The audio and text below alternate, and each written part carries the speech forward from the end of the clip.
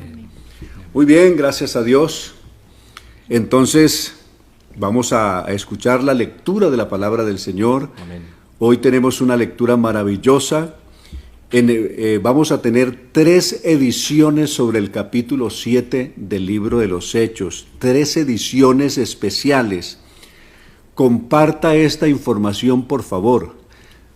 Escuche esto, usted, mi hermano, que necesita tener información sobre el falso culto mesiánico, del falso mesianismo, sobre el falso adventismo, sobre todas estas doctrinas perdidas y especialmente sobre un amor falso hacia Israel, hacia el pueblo de Israel. Hoy diremos verdades directas que están en la palabra de Dios y tal vez no habíamos tenido el valor o el arrojo de decirlo, y a partir de estas 3 ediciones las vamos a estar diciendo, contándole a todos ustedes. Pero para eso, leamos la parte central del sermón más valiente de la historia. El sermón más valiente de la historia fue aquel que predicara Esteban, el primer mártir del cristianismo, antes de morir. Y ese sermón está condensado en estos versos del 38 al 53 de este capítulo 7 del libro de los Hechos. Amén. Dice en el capítulo 7 del libro de los Hechos, verso 38.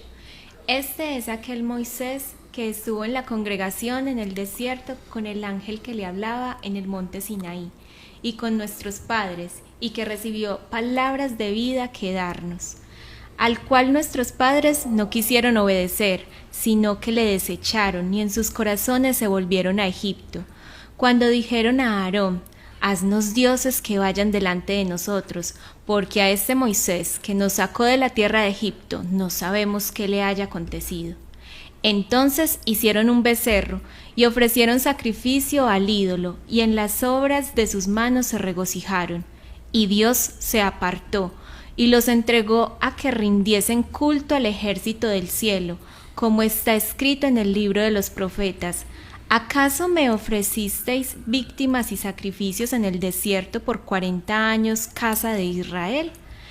Antes bien llevasteis el tabernáculo de Moloc y la estrella de vuestro dios Renfán, figuras que os hicisteis para adorarlas. Os transportaré pues más allá de Babilonia.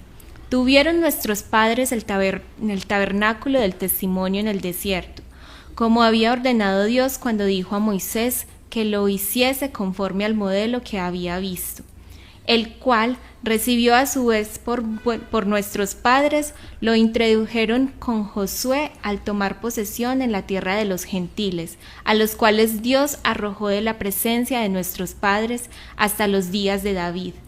Ese halló gracia delante de Dios y pidió proveer tabernáculo para el Dios de Jacob, mas Salomón le edificó casa. Si bien el Altísimo no habita en templos hechos de mano, como dice el profeta: el cielo es mi trono, y la tierra el estrado de mis pies. ¿Qué casa me edificaréis?, dice el Señor, ¿o cuál es el lugar de mi reposo? ¿No hizo mi mano todas estas cosas? Duros de cerviz e incircuncisos de corazón y de oídos, vosotros resistís siempre al Espíritu Santo, como vuestros padres, así también vosotros. ¿Acaso de los profetas no persiguieron vuestros padres y mataron a los que anunciaron de antemano la venida del justo, de quien vosotros ahora habéis sido entregadores y matadores, vosotros que recibisteis la ley por disposición de ángeles y no la guardasteis? Muy bien, gracias a Dios. Ahí está condensado el sermón más valiente de toda la historia. Y vamos a comenzar a esta noche a irlo poco a poco resolviendo, digiriendo de la mejor manera, porque esto es importante. 1, que la iglesia del Señor lo sepa. Y 2, que toda persona que realmente desea conocer la verdad bíblica, la verdad de Dios, y no una mentira, una religión disfrazada de verdad, sino la verdad auténtica del Señor. Será muy importante lo que vamos a ver pues a partir de esta noche. Comencemos por un asunto. Israel no es hoy, ni lo ha sido en el pasado, ningún pueblo de Dios. Israel no es pueblo de Dios. Será en el futuro, y eso gracias a la misericordia y el cumplimiento que Dios hizo con Abraham, un pacto que Dios hizo con Abraham. Pero en este momento Israel ni ha sido ni es pueblo de Dios. 2, es un pueblo que nunca guardó el pacto que Dios les dio que guardaran. Algunas personas se han quedado por ahí en las márgenes supuestamente guardando el pacto de la ley, cuando a los que Dios les mandó que guardaran ese pacto, ellos no lo guardaron nunca. Y hasta el día de hoy, ellos, dijo Dios, no permanecieron en mi pacto. Y yo me desentendí de ellos. Vamos a comenzar a desglosar todas estas cosas de una manera especial. Y como dije, a las márgenes se han surgido con esa falsa creencia de que Israel es el pueblo de Dios en la tierra, lo que es mentira.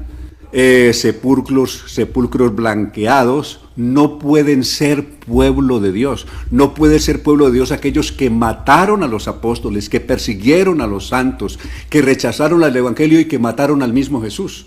No puede ser pueblo de Dios aquellos que mataron a los profetas y a todos los que Dios les envió, los mataron. Es necesario que nos detengamos y hagamos un replanteamiento de todos estos conceptos.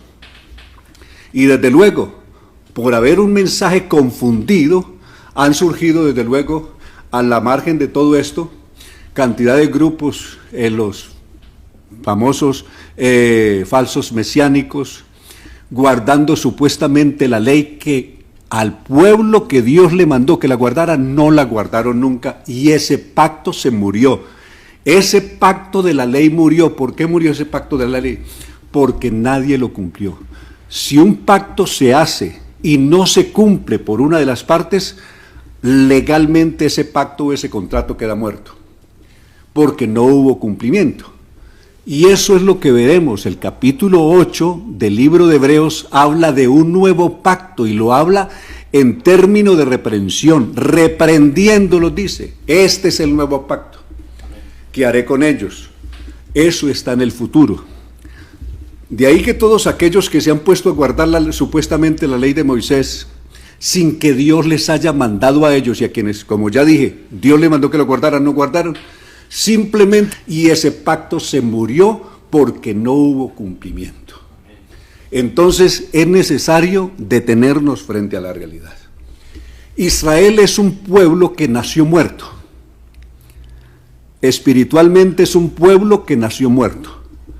El Salmo 58:3, se apartaron los impíos desde la matriz y se descarriaron hablando mentiras desde que nacieron.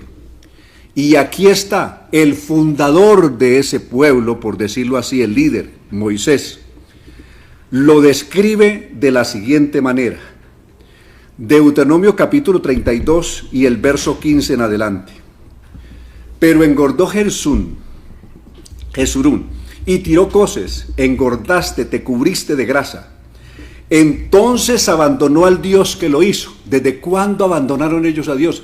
Desde que Dios los sacó de Egipto y se apartaron de Dios, se descargaron de Dios desde el mismo Moisés que los había sacado. Y eso lo está diciendo Moisés.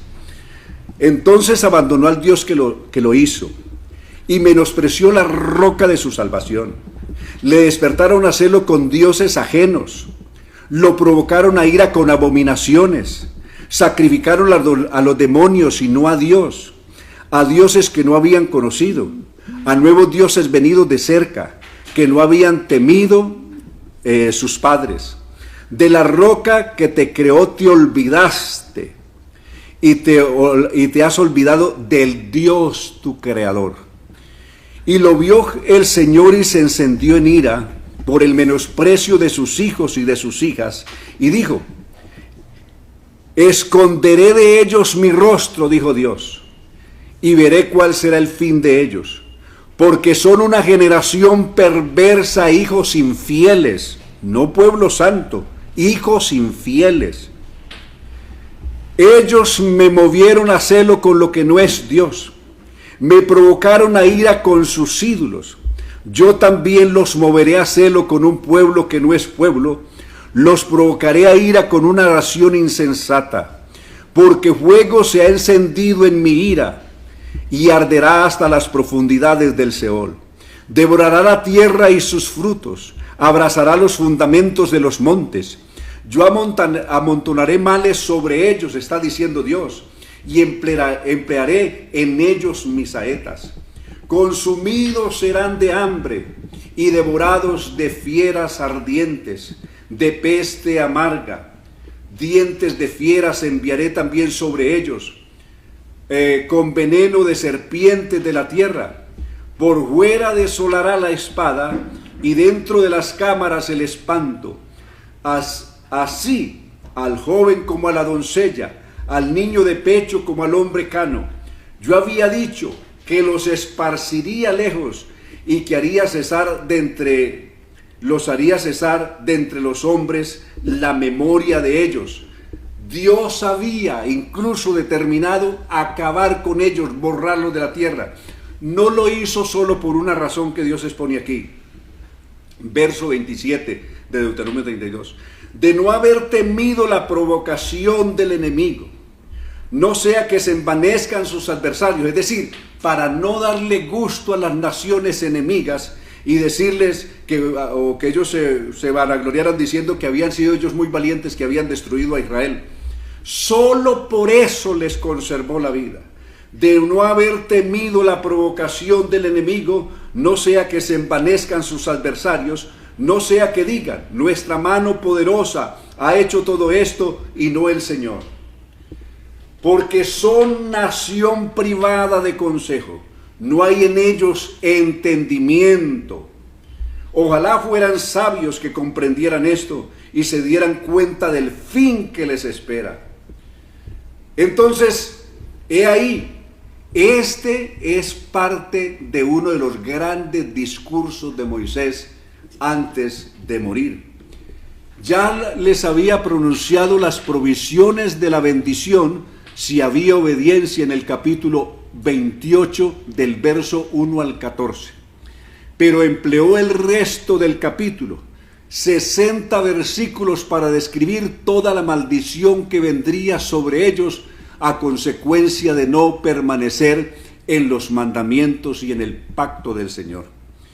También el capítulo 29 de Deuteronomio habla del pacto que Dios hizo con ellos y las exigencias de ese pacto, pero ellos no obedecieron nada porque le dieron la espalda al Dios de su salvación y se desviaron, se descarriaron absolutamente de Dios y se fueron a dioses falsos y adoraron a los demonios y no al Dios verdadero. Esa es la triste verdad. Entonces Israel es un pueblo que nació muerto.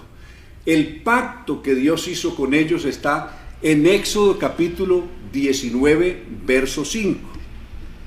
Dios les dijo, si ustedes permanecieran en mi pacto, en mis palabras, serán realmente mi pueblo, serán un pueblo santo, sacerdocio santo, pueblo santo. Pero necesitaban obedecer lo que Dios les había ordenado que hicieran en Horeb. Pero tristemente ellos no obedecieron. Veamos cómo lo describe el libro de Deuteronomio, cómo lo describe Moisés varias veces.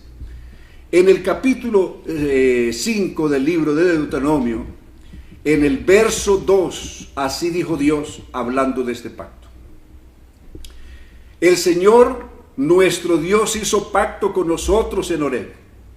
No con nuestros padres hizo el Señor pacto, sino con nosotros todos los que aquí estamos vivos hoy.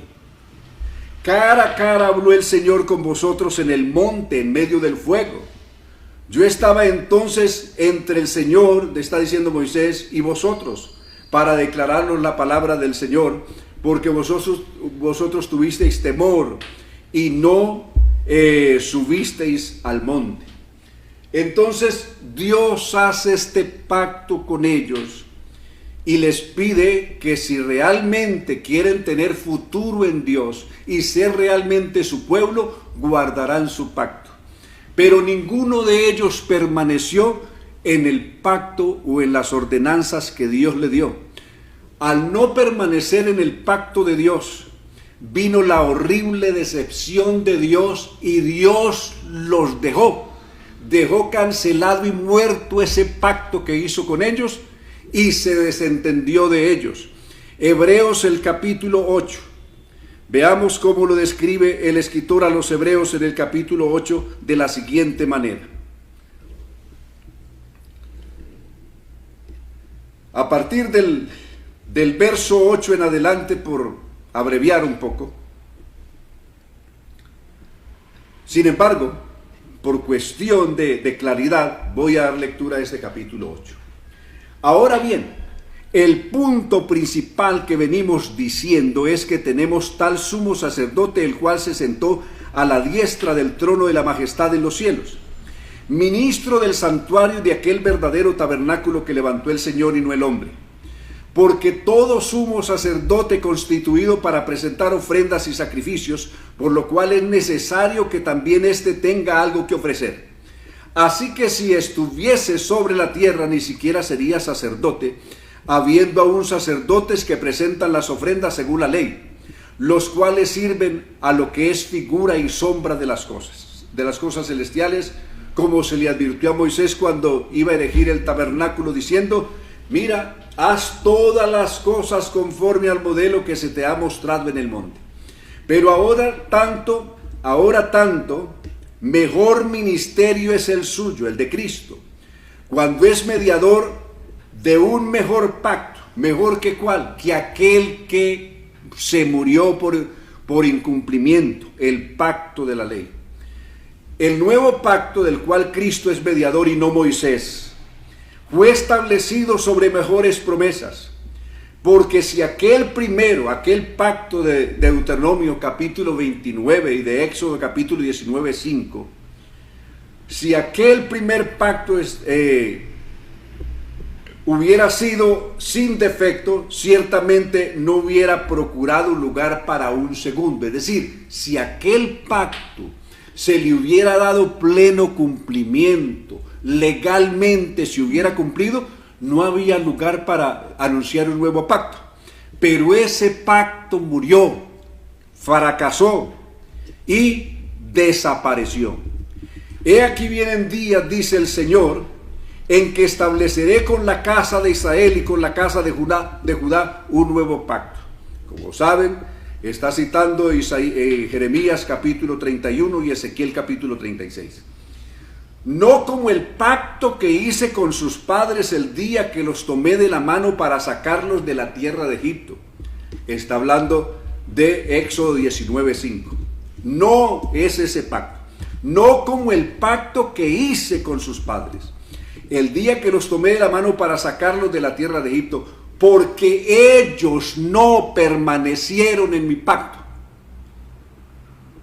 Un pacto se cumple entre dos partes. Si una de las partes no cumple, el pacto queda muerto.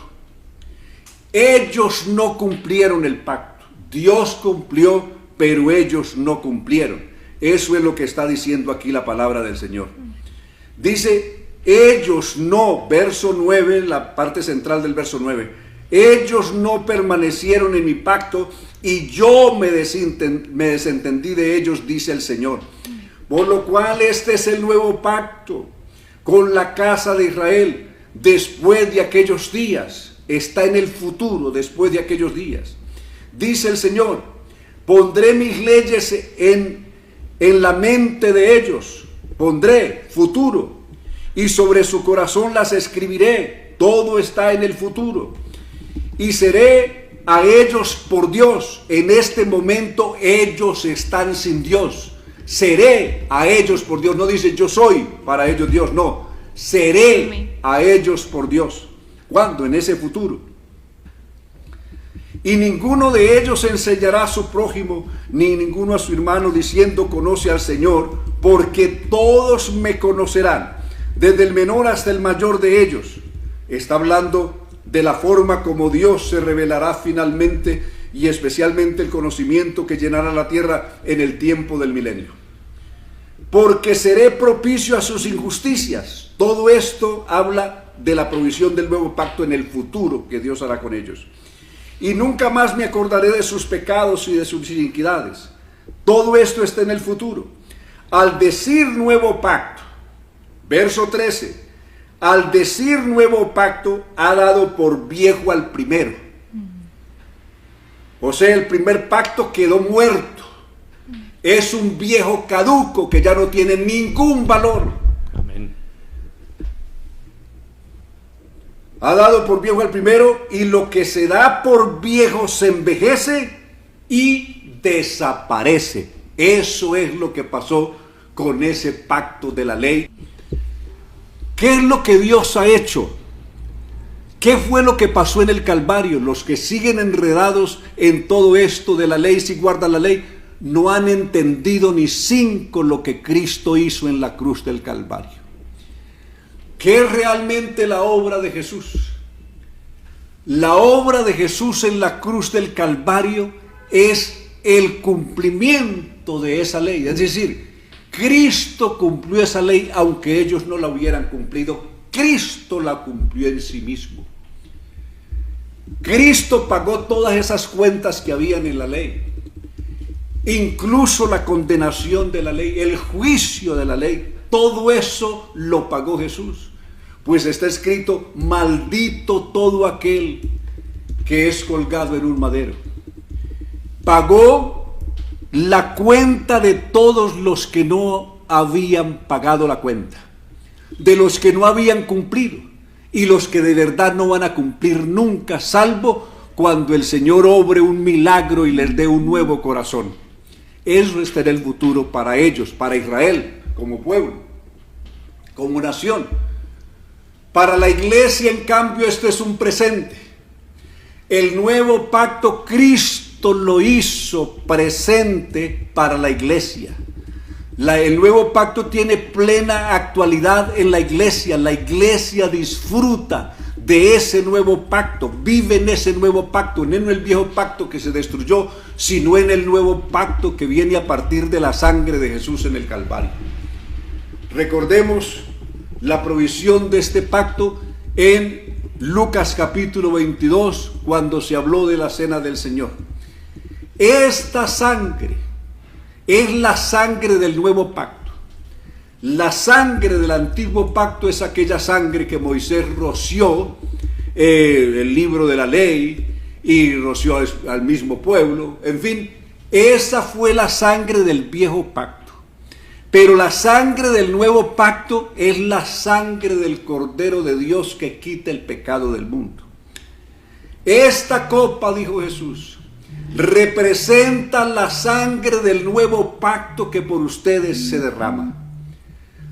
Nosotros los que hemos creído en Jesús como el gran Dios y Señor del universo, manifestado en carne, el único Dios verdadero, que de corazón nos arrepentimos del pecado y nos convertimos a vivir una nueva vida en Cristo Jesús, pertenecemos a la generación del nuevo pacto, no a los viejos rudimentos del pasado, ni un pacto que ni siquiera fue con nosotros, sino con un pueblo rebelde que nunca lo obedeció. Nosotros somos ese nuevo pueblo, pueblo redimido por la sangre del Señor. Somos un pueblo especial, el especial tesoro que describe Pedro en su capítulo 2, verso 9. Ese es el nuevo pueblo que nació como resultado de la obra de Cristo en el Calvario y como la instalación del nuevo pacto que ya fue inaugurada en la era de la iglesia. La iglesia vive en ese nuevo pacto, en cambio Israel vivirá en el futuro y no en el momento. Todavía ellos están en el futuro, porque por su dureza Dios se desentendió de ellos y hasta el día de hoy no han sido restaurados. Dios dijo, yo me desentendí de ellos, y hasta el día de hoy Dios sigue desentendido de ellos. Por lo tanto, es necesario que usted, mi hermano, que usted, mi amigo, valoremos realmente lo que Dios nos ha dado. Amén. Y ahora, al compartir el sermón más valiente de la historia, deteniéndonos frente a él esta noche, de ese verso 38 en adelante, es un hombre que pudo haberse defendido y haber dicho cualquier cosa para librarse de la muerte, pero el Espíritu Santo lo movió a decir la verdad así, a sabiendas de que esto le costaría la vida. Amén. Estas son las palabras de ese sermón central de Esteban en su capítulo 7, del verso 38 en adelante, que leyó nuestra hermana Zulay. Prestemos atención. Este es el mismo Moisés que estuvo en el desierto con todo el pueblo y con nuestros padres, y que el monte Sinaí les comunicaba lo que el ángel decía. Fue quien recibió las palabras de vida que había de comunicarnos. Pero nuestros padres no quisieron obedecerlo. Note, Dios dio la ley en el Sinaí, en manos de ángeles a través de un mediador que fue Moisés. Pero el verso 39 dice, pero ellos, nuestros padres, no quisieron obedecerlo. Al contrario, lo rechazaron, porque en su corazón querían volver a Egipto. Por eso le dijeron a Aarón, haznos dioses que nos guíen, porque no sabemos qué le sucedió a este Moisés que nos sacó de Egipto. Fue así como hicieron un ídolo con forma de becerro, y la hechura de sus manos ofrecieron sacrificios y le hicieron fiesta. Entonces Dios, note lo que dice el verso 42, se apartó de ellos y los entregó a que rindiesen culto a los astros que veían en el cielo. Así está escrito en el libro de los profetas. Recordemos el libro de Amós, capítulo 5, verso 25. Israelitas, ¿acaso en el desierto me ofrecieron ofrendas y sacrificios durante 40 años? Está citando el libro de los profetas, que es el libro de Amós. Lejos de eso, llevaron el tabernáculo de Moloc y la estrella de su dios Renfán. Estas fueron las imágenes que se hicieron para adorarlas. Por eso Dios los llevará más allá de Babilonia. Nuestros padres tuvieron en el desierto el tabernáculo del testimonio, que Dios mismo ordenó cuando le dijo a Moisés que lo hiciera conforme al modelo que se le había mostrado. Y ellos lo recibieron y lo introdujeron con Josué cuando tomaron posesión de la tierra de las naciones, a las que Dios arrojó de la presencia de nuestros padres. Así el tabernáculo estuvo con ellos hasta el día de David. David fue del que agradó al Señor y quiso edificarle un tabernáculo al Dios de Jacob, pero fue Salomón quien lo edificó, aunque es verdad que el Altísimo no habita en templos hechos por manos humanas, porque el profeta dice, citando Isaías capítulo 66, 2, así dice el Señor, el cielo es mi trono y la tierra es el estrado de mis pies. ¿Qué casa pueden edificarme? ¿En qué lugar pueden hacerme descansar? ¿Acaso no soy yo quien hizo todo esto? Pero ustedes son duros de cabeza. La otra versión dice de cerviz. Son duros de corazón y de oídos.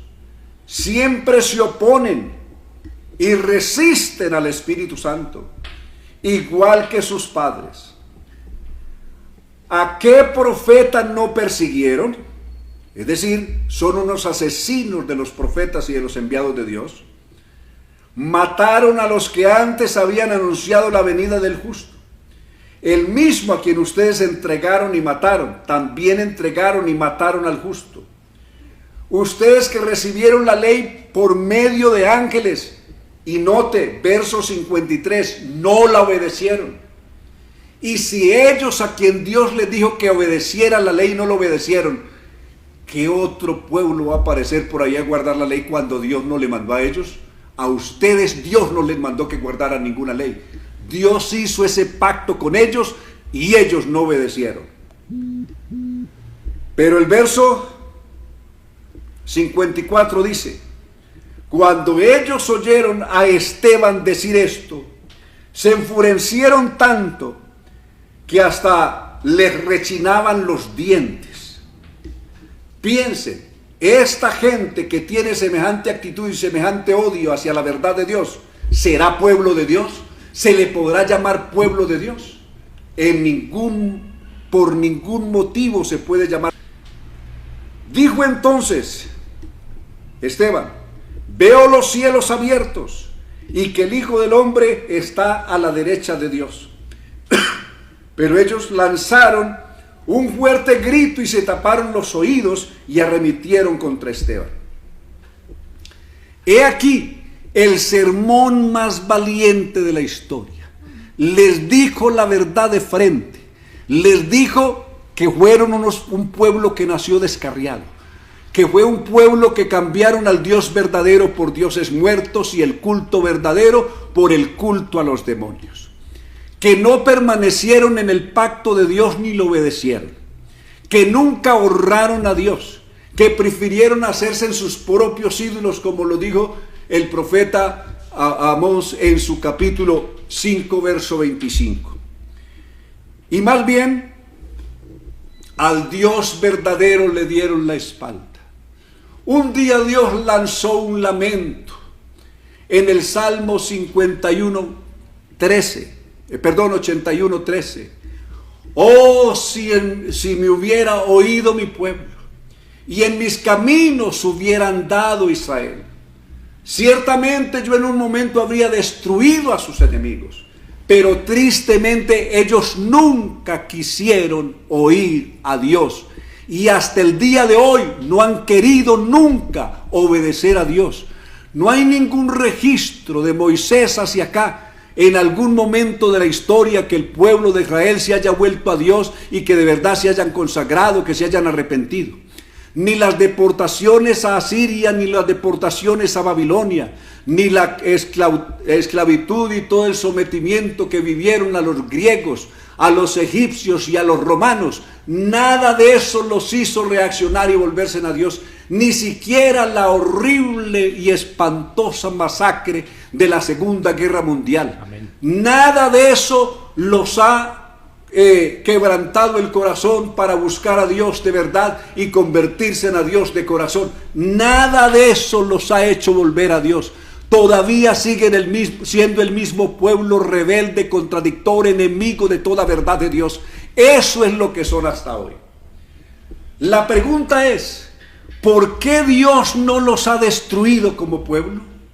¿Y por qué Dios sigue interviniendo de alguna manera providencialmente, físicamente, para defenderlos cuando han vivido los peores momentos? Lo ha hecho Dios porque hizo un pacto con Abraham, diciendo que de cierto Dios iba a bendecir a su descendencia. Por honor de ese pacto, y más por ese pacto, más que por el pacto, por el nombre, dice que Dios lo hará. En el próximo capítulo veremos eso. ¿Por qué Dios no los ha destruido hasta hoy? Lo vamos a ver detalladamente el por qué. Porque les anticipo, porque Dios dice: no lo haré por ustedes, lo haré por mi santo nombre. Porque cuando el Señor juró a Abraham que había de cumplir ese pacto, lo hizo por su propio nombre. No habiendo uno mayor por quien jurar, juró por él mismo. Porque no hay nadie mayor que Dios. No habiendo uno mayor que Dios para jurar por él, juró por sí mismo.